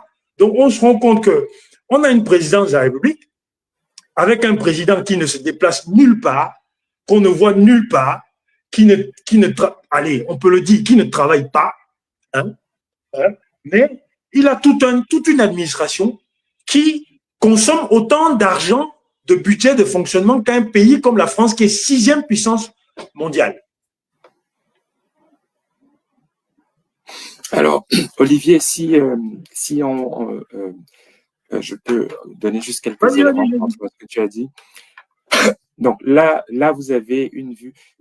On va vous donner un lien pour accéder à ça. Vous pourrez vous-même jouer avec les graphes et tout. Si je prends par exemple la présidence de la République, qui doit être à la fin, la présidence de la République sans les services, voilà. Donc on voit déjà qu'il y a une augmentation de 5 milliards entre l'année dernière et cette année. Donc quand le président passe pour dire réduire le train de vie de l'État, ça ne s'applique pas à lui, hein, ça ne s'applique pas à son gouvernement, mais vous voyez que c'est la même chose. Et dans ces 60 milliards en 2025, donc c'est orange et vieux. Donc on voit qu'il y a du fonctionnement, d'après eux, hein, du fonctionnement et de l'investissement à hauteur de 9 milliards. L'annexe, parce que on a la loi des finances et après on a l'annexe avec les projets, donc ce qu'il y a dans ce qu'on appelle le BIP, le budget d'investissement privé. L'annexe de 2025 n'est pas encore sortie, mais en 2024, je vais vous montrer, c'était déjà sorti. Et là, j'ai pris la présidence de la République. Donc, vous voyez, je vais agrandir, vous voyez, ça, c'est les projets. Donc, c'est ce qu'ils appellent investissement à la présidence. Ça valait 9 milliards. Qu'ils vont acheter du matériel roulant pour 400 millions. Qu'ils vont mettre à niveau le studio visuel pour 1 milliard de francs. Mettre à niveau le studio visuel, c'est-à-dire, j'imagine l'endroit où le président de la République va faire 2 discours par an, le 31 décembre. 2 discours par an, tout à fait. C'est essentiellement pour la chaîne de télévision de la présidente de la République, c'est PRC TV. Oui, mais qui diffuse quoi? Donc, c'est 1 milliard qui est prévu en mode investissement. Donc, c'est compté dans les 1400 milliards et c'est à l'avenant. Olivier, on est d'accord. C'est-à-dire qu'ils disent que c'est de l'investissement. On a vu les aberrations dans ce qu'ils appellent objectifs. Marcel, c'est de l'investissement qui ne produit pas pour le Cameroun. Exactement. C'est ce que j'allais dire. C'est-à-dire que c'est pour ça que je suis même énervé parce que ce qu'ils appellent investissement, c'est acheter des grosses voitures. Pour que les gens viennent rouler sur des routes cassées. On continue. On a vu le docteur Pani et donc on va parler, peut-être on va regarder un petit peu ce qu'on fait côté santé. Ministère de la Santé, il est là. Donc, la différence donc on voit que les frais de fonctionnement ont beaucoup augmenté depuis 2024 et l'investissement a un peu augmenté. On est passé de 59 milliards à 71 milliards, donc quand même 10 milliards de plus. Mais c'est pour faire quoi, Pani? Ce qu'il prévoit de faire pour la santé cette année, c'était les mêmes que la dernière fois. Les taux de personnes couvertes par la protection de la sécurité sociale. On a parlé tout à l'heure du CSU où on dit qu'aujourd'hui, on a déjà 5 régions du Cameroun où tous les enfants de moins de 5 ans sont vaccinés contre le paludisme gratuitement, que les femmes contre 6500 peuvent bénéficier de la prise en charge pour les accouchements. On a eu 2 témoignages qui nous disent que dans les faits, c'est pas le cas. En tout cas, c'est pas le cas partout. Et c'est financé à moitié par l'étranger, c'est-à-dire le gouvernement camerounais ne finance que 50%. Donc, si on voulait augmenter cette couverture, il faudrait doubler ça. Ça, c'est à notre marge, à notre latitude. C'est à nous de le décider. On dit, et là, il y a un truc qui m'a frappé, c'est qu'il y a 51 milliards qui sont prévus pour baisser le taux de mortalité des femmes en dessous de 70 pour 100 000. Il y a à peu près 900 000 naissances au Cameroun chaque année. 70 pour 100 000, ça veut dire qu'il ne doit pas y avoir 630 femmes qui décèdent en couche, d'après ces objectifs. Aujourd'hui, on est à 4 000. On est à 4 000. C'est presque 7 fois plus. Donc, cet objectif n'est pas atteint, alors qu'avec cette somme, si elle servait à ça, on pourrait l'atteindre. Parce que c'est ça que les députés votent. Les députés votent pour que le taux de mortalité des femmes en couche ne dépasse pas 70 pour 100 000. Aujourd'hui, il est 7 fois plus élevé. Et avec cette somme, on pourrait l'atteindre. Vous le verrez plus tard. Donc ça, c'est la santé. on voit que la dette publique, la dette publique extérieure augmente, elle va augmenter cette année, alors que la dette publique intérieure va diminuer. Si vous avez des questions, si vous voulez avoir des exemples, hein, n'hésitez pas à poster en commentaire pour qu'on regarde. Mais voilà, donc le lien vous sera mis à disposition, chacun d'entre vous pourra regarder. La conclusion de ça, et si on revient sur la présentation, la conclusion de ça, c'est que vous avez vu qu'il n'y a pas d'objectif clair. Vous avez vu que les générations actuelles sont sacrifiées parce qu'il y a beaucoup trop de frais de discrétionnaires ou de frais de fonctionnement. Les objectifs ne sont pas clairs, ils ne permettent pas de répondre aux problématiques des populations de manière efficace. Et on fait des choix d'allocation. Oui, vous allez le voir tout à l'heure. On fait des choix d'allocation qui sont aberrants. Donc, les objectifs impérieux en dépenses ne sont pas atteints. Et si on regarde quelques aberrations de cette loi des finances, on a parlé du budget de la présidente de la République qui augmente. On a parlé, et c'est un truc qui, moi, à chaque fois me choque, du ministère de l'Éducation civique. Il est où?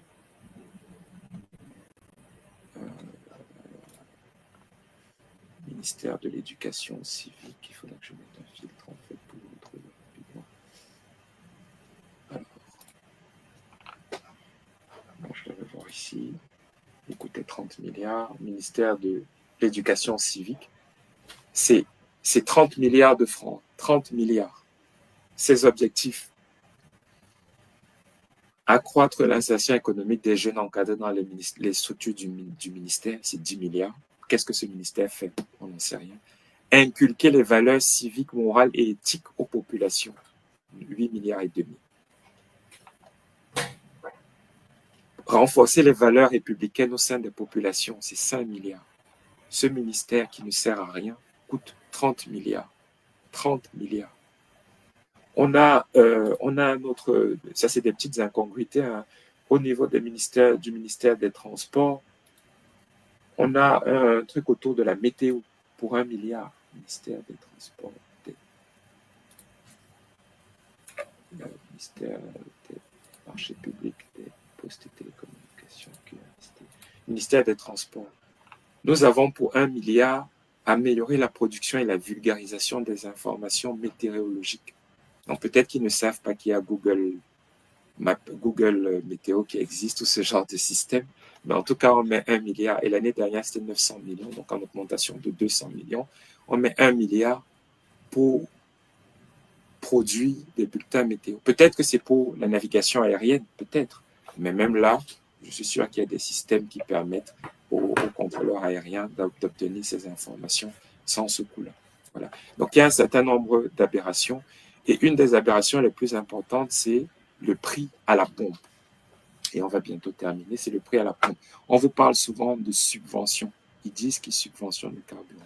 On a déjà fait cet exposé, mais on y revient rapidement. Là, vous avez la structure des prix du super, du gazole et du pétrole lampant. Au Cameroun, les prix de vente sont fixés. Donc, l'État fixe, il dit le super, on va le vendre à 840. Dans ces 840, il y a un prix net, et puis il y a un prix avec des taxes, et puis il y a la marge des transporteurs. C'est ça qui fait, et des privés, c'est ça qui fait 840. Et il y a une structure des coûts réels. On a la part du pétrole acheté à l'extérieur, donc c'est les prix d'achat à l'international. Ça a évolué, ça a augmenté en 2022 avec le Covid, quand les prix du pétrole ont augmenté, et c'est stable. On a des taxes. Il y a beaucoup de taxes qui interviennent dans le prix de carburant. Il y a beaucoup de taxes. Et il y a la marge, mais la marge des opérateurs privés, elle est très faible par rapport au reste. Il y a les marges. Et donc, le gros, c'est les taxes. Et l'État dit que quand la différence entre ça et ça est négative, il met de l'argent pour compenser et il appelle ça subvention. Ce n'est pas de la subvention. C'est un remboursement de taxes PSU. Ce n'est pas une subvention. Et vous allez voir tout à l'heure le vrai gap. Et donc, quand on regarde cette courbe, on a pris les 5 dernières années, 2020 et 2020, jusqu'à 2024, ça fait 5 années, il y a des subventions uniquement sur le pétrole lampant, uniquement sur le reste, sauf en 2022, parce que les prix avaient beaucoup augmenté et ils n'avaient pas encore augmenté les prix à la pompe. Vous avez vu qu'ils ont augmenté de 630 à 730 et puis à 840 l'année dernière. Et on pressent qu'en 2025, ils vont encore augmenter parce que le ministre a dit qu'ils vont baisser la subvention. Une subvention qui n'existe pas. En 2024, ils disent qu'ils vont la baisser. Il faut entendre, ils vont encore augmenter le prix. En général, c'est en février qu'ils augmentent les prix du carburant. Donc, rendez-vous dans 2 mois. Et donc, je disais, il n'y a que le pétrole lampant où le prix, où il y a une subvention. Et là, vous voyez la différence. Hein. Vous voyez que pour le super, quand on regarde ce qu'ils appellent subvention et quand on regarde les taxes perçues, en mars 2024, par exemple, c'était négatif la subvention. Donc, ils ont perçu de l'argent dans ce qu'ils appellent subvention. Mais par contre, ils ont perçu 406 francs par litre en termes de taxes. Il n'y a que pour le pétrole lampant que la subvention est supérieure aux taxes perçues. Et là encore, on peut dire quelle est la stratégie énergétique du Cameroun. Pourquoi ils subventionnent le pétrole lampant? Parce qu'il y a tout un tas toute une frange de la population qui n'a que ça pour se chauffer ou pour préparer. Et si on avait de l'électricité courante et à bon prix, on n'aurait pas besoin d'avoir autant de pétrole lampant. Donc, c'est encore une fois la responsabilité directe du gouvernement sur l'allocation des ressources et sur les choix stratégiques qui sont faits dans la loi de finances qui produit cette subvention. Mais ce n'est pas le pétrole lampant qui est le gros. Quand on parle de prix à la pompe, retenez qu'il n'y a pas de subvention. Il y a beaucoup de taxes qui sont perçues. Et cette taxe concourt de ce qu'on appelle également le matraquage fiscal.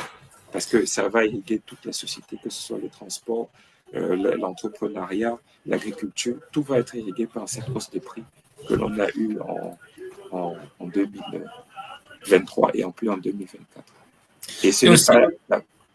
Vas-y. Oui, c'était juste pour ajouter que quand on parle même de subvention au niveau du pétrole lampant, il faut savoir qu'une partie de l'argent utilisé pour subventionner provient d'une taxe de péréquation qui avait été mise sur le super. C'est-à-dire, on prend à gauche et on met à droite. Ouais. Merci, Anne. Et donc, est-ce que des solutions sont possibles pour avoir un budget quand le MRC sera au pouvoir? Ben oui, on aura l'occasion lors des prochaines émissions de revenir à foison sur les solutions du MRC, mais on peut déjà dire quelques observations basiques. Si on avait des dépenses mieux orientées, on a rappelé les ressources humaines dans le budget de 2025, dans la loi des finances, les ressources humaines, c'est 1600 milliards. C'est la même chose que l'investissement privé, enfin l'investissement public, dont on a vu qu'il n'est pas vraiment de l'investissement tout le temps. Si on prenait 10% de ces 1600 milliards, ça fait 160 milliards. Sachant qu'avec 1 milliard de francs CFA, si on donne 30 000 par mois à un agriculteur pour lui permettre de gérer les phases avant les récoltes, pour qu'il puisse subvenir à ses besoins et s'occuper de son champ. Parce que ce qui se passe, pourquoi on dit qu'il n'y a pas de manioc à Djoum ou de plantain? C'est parce que quand il faut s'occuper du manioc ou du cacao, comme je n'ai pas d'argent, je vais faire des jobs et je néglige ma plantation. Quand il faut acheter des produits pour traiter mon manioc, je n'ai pas, donc ma production de manioc va pourrir. Si chaque planteur avait 30 000 par mois pour pouvoir gérer ses petits bobos, il aurait une production qui est plus élevée et qui ferait du bien à l'économie camerounaise, et on ne trouverait pas le bâton de manioc à 125 francs à Djoum, dans le fief du manioc. C'est une aberration terrible. 1 milliard permet de financer 3 000 agriculteurs. 3 000. Là, si on dit qu'on prend 160 milliards, vous voyez qu'on peut même financer. Ça va dépasser plus du million d'agriculteurs. 1 milliard permet de financer 4 000 enseignants en zone rurale. Si on leur donne 200 000 par mois, 200 000. John n'est plus là, Jean n'est plus là, et pour nous dire quels sont les salaires. Mais si on donnait 200 000 à un enseignant, un maître des écoles recruté par l'État, on pourrait donner avec 1 milliard 4 000 enseignants. Je reprends toujours le cas de Djoum, je prends le village de Gueux, où on a en CM2 un maître des parents. Maître des parents, ça veut dire ce sont les parents qui payent entre 10 et 15 000 francs par mois à ce monsieur pour s'occuper des élèves au CM2. C'est un héros, ce monsieur en question dont je parle. Il s'appelle Rodrigue, parce que ça fait 7 ans d'affilée que sa classe a 100% au CEP, sa classe de CM2, alors qu'il n'est pas recruté par le ministère de l'Éducation de base. Avec 1 milliard, on en prendrait 4 000 qui toucheraient 200 000 francs par mois. Donc, si on dit 100 000 francs, vous doublez. Ce sont des choix. Et on ferait 2 000 accouchements difficiles, pris en charge entièrement à raison de 500 000 francs par accouchement.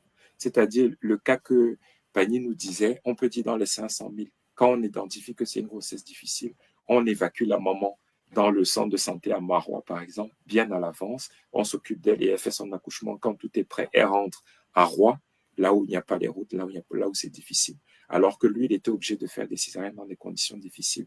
Et il y a pas mal de décès qui surviennent à cause de ces conditions. Si avec 1 milliard, on pourrait prendre en charge 2000 accouchements difficiles à raison de 500 000 francs par accouchement, la prise en charge prénatale, l'accouchement et les premiers soins postnataux. Donc, en prenant un peu dans les RH, en réorientant mieux les ressources, je vous ai cité l'exemple du studio télévisuel de la présidence, c'est 1 milliard. Je vous ai cité la météo, c'est 1 milliard. Je vous ai cité le ministère de l'Éducation civique, c'est 30 milliards. On n'a pas parlé des lignes 80. Vous n'avez pas vu, c'est important quand même de vous montrer ça. Vous savez que les lignes 95 et 65 et 95, c'est des affectations qui sont importantes. On est supérieur à 200 milliards. C'est les dépenses communes, c'est ça. C'est 218 milliards, ça c'est la ligne 95. Et on a également la ligne 65 qui est aux alentours de... C'est ça c'est la ligne 65. Donc c'est 330 milliards complètement discrétionnaires qui pourraient être utilisés pour augmenter la production ou la productivité du Cameroun et avoir une meilleure prise en charge des problématiques de nos citoyens. Et là, on en vient, Olivier, à ton dada. Et ça, c'est possible. C'est-à-dire qu'on dit un des leviers existants à budget, à taille du gâteau équivalent. Des leviers, c'est mieux affecter les ressources vers des secteurs plus stratégiques et plus productifs. Mais la taille du gâteau n'est pas figée. On peut l'augmenter. Et on a pris l'exemple du Cameroun et de la Côte d'Ivoire. Donc, champignon vénéneux, je me suis trompé, c'est pas 47 000 milliards, c'est à peu près 27 000 milliards. Mais par contre, ça fait 48 milliards de dollars.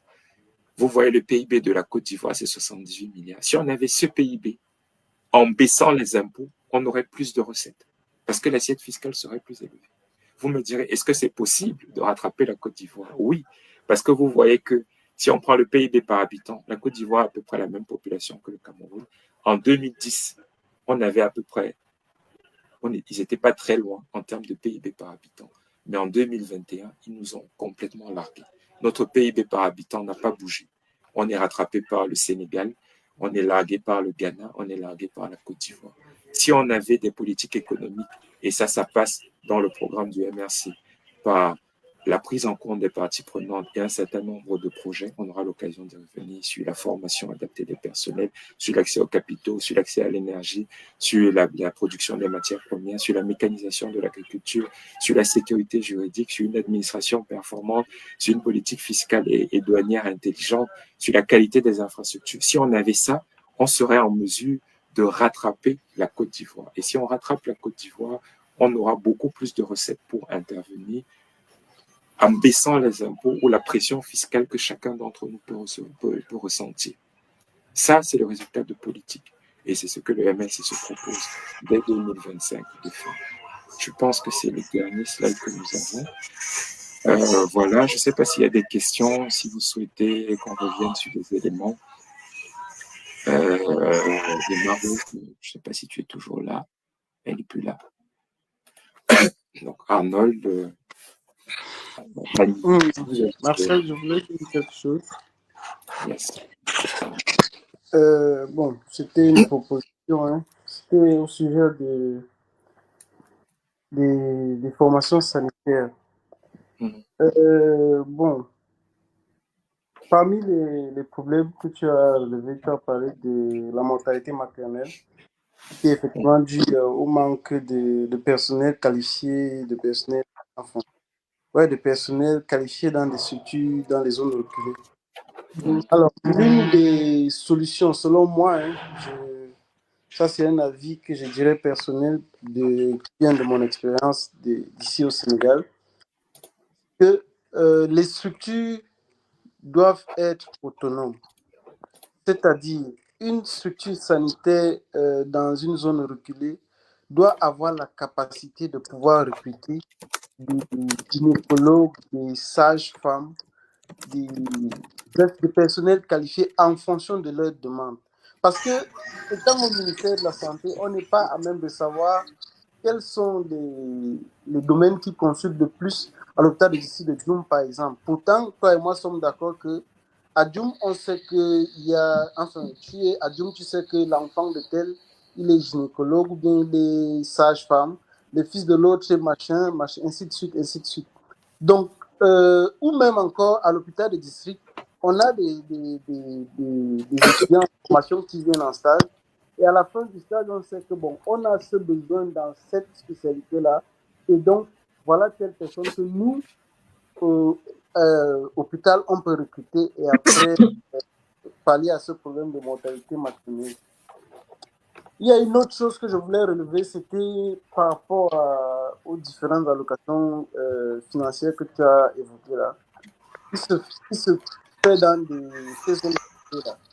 C'est que des gros noms, des gros projets derrière des formations soi-disant pour former les zones reculées.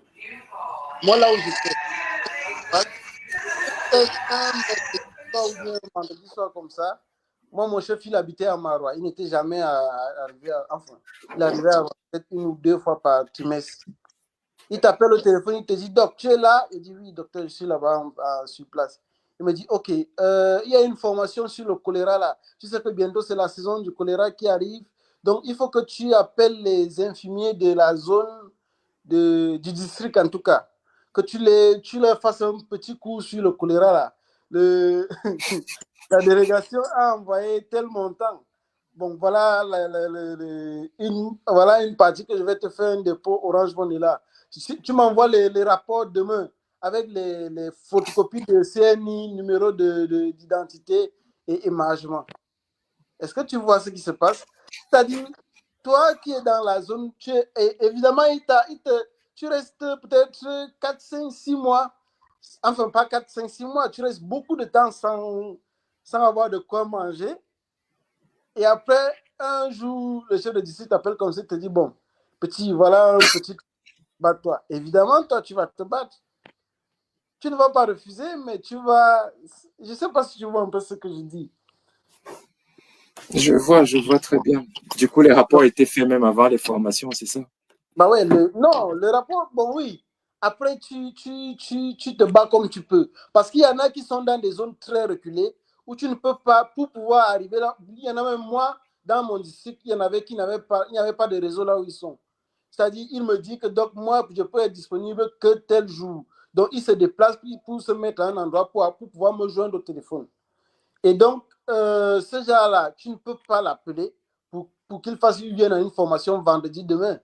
Donc, tu es obligé de créer, soit tu prends un autre individu dans la population, tu le formes, après tu dis, bon, toi, quand tu auras la possibilité de venir, et puis il te donne sa CNI, il donne le numéro de sa CNI et il émarge. Après, tu lui envoies son argent.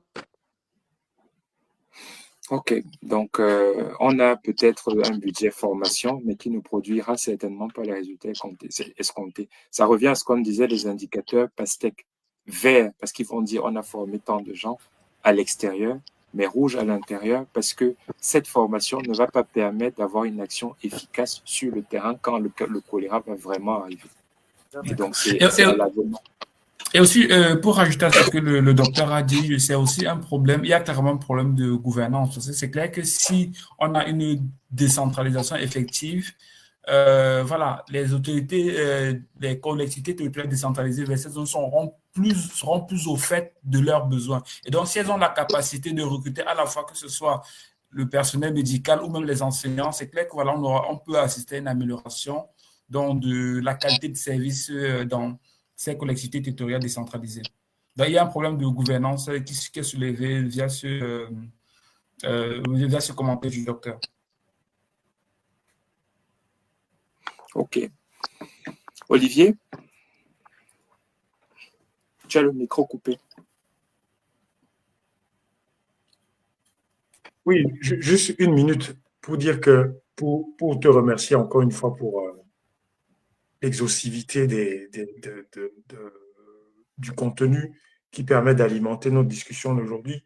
Mais je crois que au-delà de ces chiffres, le plus important pour nous aujourd'hui, c'est peut-être d'être vraiment politique. Parce que nous sommes dans une période de pré-campagne pour dire de façon claire qu'il faut que les Camerounais comprennent qu'en réalité, le gouvernement ou bien le régime du président Paul Biya n'a jamais eu l'intention de développer ce pays. Le président Paul Biya, si je pouvais être une petite souris et arriver à rentrer dans son cerveau pour essayer de comprendre comment il voit les choses, comment il pense, je ne crois pas. Je suis persuadé que je ne pourrais pas trouver une réponse selon laquelle, en se réveillant le matin, il s'est dit un jour, oui, moi j'ai envie de développer ce pays. Je suis président de ce pays, j'ai envie de le développer. Je n'y crois absolument pas. Tous les chiffres qui ont été présentés aujourd'hui démontrent à suffisance qu'on est un régime qui est autonombriliste, qui ne pense qu'à s'entretenir lui-même, ne pense pas à construire ce pays. C'est impossible. C'est impossible. L'exemple et je vais m'en arrêter là, l'exemple du pétrole est plus que symptomatique. Parce que le Cameroun a choisi de vendre son pétrole brut, parce que le pétrole brut camerounais a la réputation d'être de bonne qualité, pour emmagasiner des devises et accepte pour sa propre consommation intérieure de ses propres concitoyens d'importer du pétrole et en plus d'y rajouter un volume de taxes conséquent. Résultat des courses, on est à Yaoundé, on paye un prix de l'essence qui est quasiment 2 fois plus cher que celui qu'on retrouvera au Gabon ou en Guinée équatoriale. Ce n'est qu'une question de choix et on doit le dire que le régime du président Paul Biya a décidé de s'asseoir sur des générations et des générations de Camerounais. Et qu'à un moment donné, le moment est venu pour que ça s'arrête. L'objectif de tout ce qu'on fait ici, c'est ça. C'est qu'il faut que ça s'arrête. Donc, rendez-vous en 2025. Les inscriptions sur la liste électorale reprennent le 2 janvier. Chacun sait ce qu'il a à faire. Et on a une remarque de Champignon Vénéneux qui nous demande si c'est pas plutôt une mouche qui doit entrer dans cette tête plutôt qu'une petite souris. Oui. En fonction de la taille du trou. Si c'est un petit trou, c'est une mouche. Si c'est un gros trou, ce sera une souris. Mais je ne pense pas que le président Paul Biya. On va conclure. Il est 21h45. N'hésitez pas à ceux qui vont nous regarder en replay, laissez également vos commentaires. La semaine prochaine, on reviendra avec un autre thème où on partira toujours, comme Emma vous a dit au début, du vécu, la vraie vie, et on aboutira à une vision. Quelle est la vision que l'on peut avoir? On espère que vous avez aimé cette première et nous vous souhaitons une excellente semaine et de bonnes fêtes de fin d'année qui démarrent. Merci. Merci.